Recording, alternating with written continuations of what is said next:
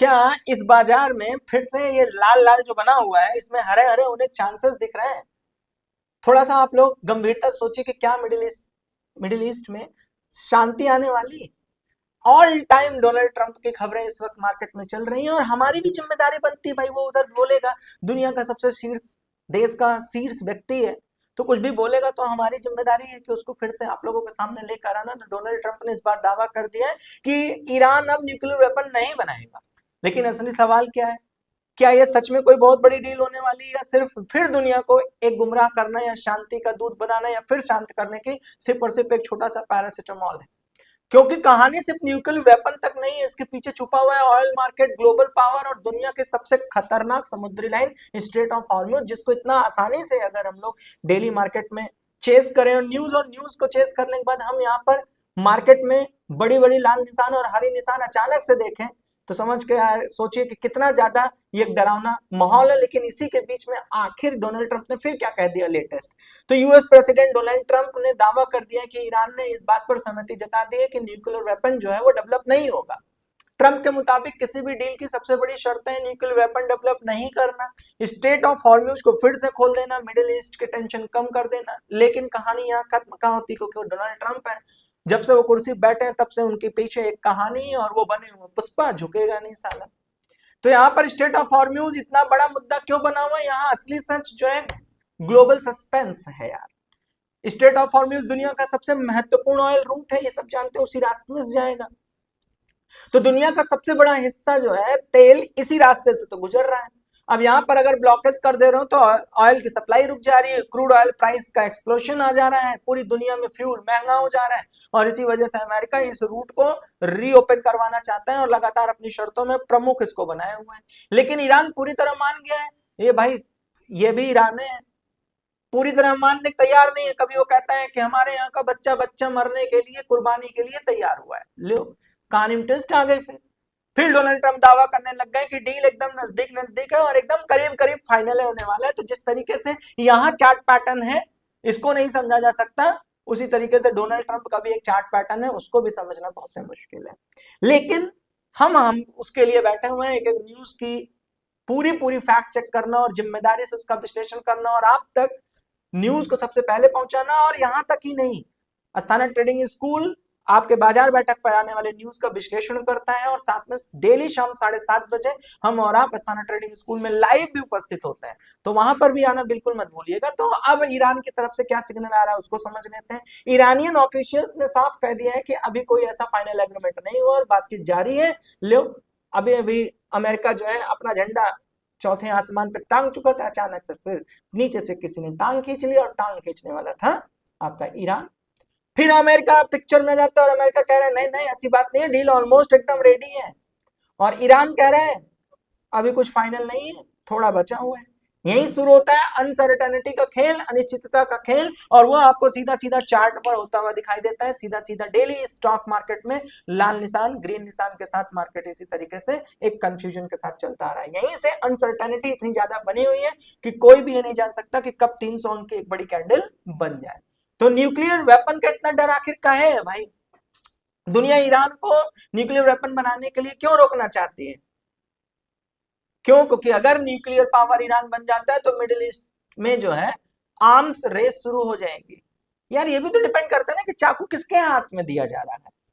अब सऊदी अरब जैसे देश न्यूक्लियर प्रोग्राम तेज कर देंगे, ईरान और इजराइल का टेंशन फिर से डेंजरस हो जाएगा। इसलिए अमेरिका और उससे एलाइज लगातार इस बात का दबाव बना रहे हैं कि देखो भाई तुम कुछ भी कर लो लेकिन हम तुमको ये कहो कि हम एटॉमिक पावर बनने देंगे, तो ऐसा नहीं है। अब ट्रंप जो है मिलिट्री एक्शन की बार बार वार्निंग दे रहे हैं और लगातार आप पीछे सुनते ही जा रहे हैं। अब ये कहानी और इंटेंस होगी कि सरल होगी, ये तो भाई दो बड़े जो शीर्ष के नेता हैं उन्हीं के ऊपर निर्भर करता है। लेकिन ट्रंप की संकेत जो चार्ट पैटर्न का संकेत है, दोनों को समझना बड़ा मुश्किल है। वो कब क्या कहते हैं, उसका असर क्या पड़ता है बाजार में, ये हम सभी लोग जान ही रहे हैं, देख ही रहे हैं। तो ट्रंप जो अपना फिलहाल संकेत दे रहे हैं वो डील को जो है पॉसिबल बनाने की कोशिश कर रहे हैं, लेकिन उनका कहना है आगे से फेल हो जाती है। तो मिलिट्री ऑप्शन अभी भी टेबल पर ही रखा है, जब न चम्मच उठा खा ले। उन्होंने कहा कि अगर अच्छी डील नहीं हुई तो भाई देखो अमेरिका दूसरा रास्ता भी अपनाना जानता है, तो अब ये फिर मार्केट को एक कंफ्यूजन वाली स्थिति में ले आ देते हैं। फिर कहते हैं पीस टॉक चल रही है, नोबेल पुरस्कार वाली सारी व्यवस्था है, हम पीस टॉक्स पर लगातार बने हुए हैं, हम लड़ाई उड़ाई ज्यादा भरोसा करते नहीं है, लेकिन वॉर का डर खत्म होने का नाम नहीं ले रहा। अब ये नहीं समझ में आ रहा कि हर आदमी शांति दूत बना फिर रहा है, फिर ये लड़ाई कर रहे हो रही है, और उसका असर यहाँ पर मार्केट में इतना जानलेवा क्यों हो रहा है।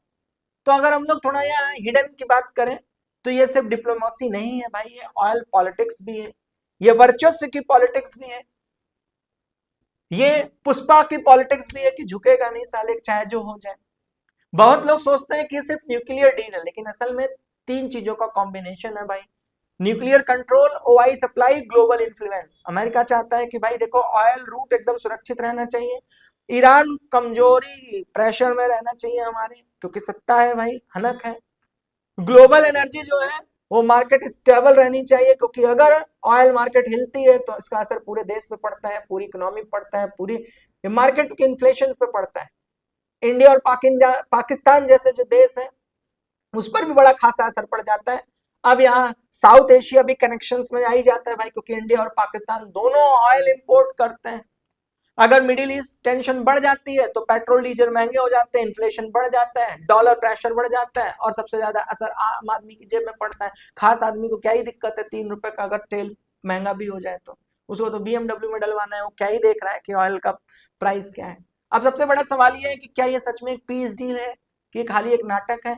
ये पूरी कहानी एकदम पिक्चर स्टोरी और क्लाइमेक्स से भरी हुई है, लेकिन भाई जैसे वो वहां कुछ भी बोलते हैं तो हमारे बाजार बैठक की जिम्मेदारी बनती है कि हम आप तक वो न्यूज पहुंचाएं, और हमारे स्थाना ट्रेडिंग स्कूल की जिम्मेदारी बनती है कि हम जल्दी जल्दी उसको एनालिसिस करके विश्लेषण करके उसके फैक्ट्स आपके सामने रखें। तो ट्रंप जो है लगातार ऑप्टिमिस्टिक बने हुए हैं, लगातार आशावादी बने हुए हैं। वो कह रहे हैं कि ईरान बातचीत कर रहा है और उनको लगता है कि सब पॉजिटिव हो रहा है, लेकिन ईरान अभी कॉशियस है, कई मुद्दों पर अनरिजॉल्व है, मिसाइल सैंक्शन, यूरेनियम स्टॉक्स जैसे मुद्दे भी बाकी हैं, यानी डील करीब भी हो सकती है और किसी भी वक्त टूट भी सकती है। तो कहानी भाई सिर्फ न्यूक्लियर वेपन तक नहीं है कि इसको एक ही बात के मुद्दे पर सॉल्व कर लिया जाए। तो आप सभी लोगों को इधर जो बड़े बड़े लाल निशान दिख रहे हैं तो उसका एक ही फैक्टर है, न्यूज बेसिस ट्रेड। तो कोशिश करिए कि न्यूज बेसिस वॉलेटिलिटी को बड़े ध्यान से रखते हुए काम को करना, इमोशंस को कंट्रोल में रख के काम करना, और अमेरिका की एक एक बातों पर बड़ी गहराई से रिसर्च करना, क्योंकि एक तरफ अमेरिका प्रेशर बना रहा है और दूसरी तरफ ईरान अपनी शर्तों पर आज भी टिका रहना चाहता है, और पूरी दुनिया इस बार का इंतजार कर रही है कि आने वाले दिनों में शांति होगी भी या नहीं होगी, या इसका एक नया दिशा क्या तय होगा। क्या ये ग्लोबल क्राइसिस शुरू कर सकता है? मुझे नीचे चैट बॉक्स में जरूर बताइएगा, और इस बात से भी ध्यान रखिएगा कि अचानक से छोटी सी न्यूज आती है और मार्केट में एक हाहाकार मच जाता है, उससे भी आप बच कर रहिएगा। इसके लिए आप चैनल को सब्सक्राइब करे रखिए, टेलीग्राम चैनल को ज्वाइन करे रखिए, और डेली शाम में 7:30 बजे स्थाना ट्रेडिंग स्कूल में हम लोग लाइव होते हैं, वहां पर अपने प्रश्न रखना सीखिए, वहां पर हमसे जुड़िए, जिससे कि आप लगातार मार्केट के फैक्ट चेक्स के साथ जुड़े रहें और आप एनालिसिस और फैक्ट्स के साथ सही जानकारियों के साथ जुड़े रहें। तब तक आप सभी लोग अपना ख्याल रखिए और अपने ख्याल का भी ख्याल रखिए। Signing out, thank you.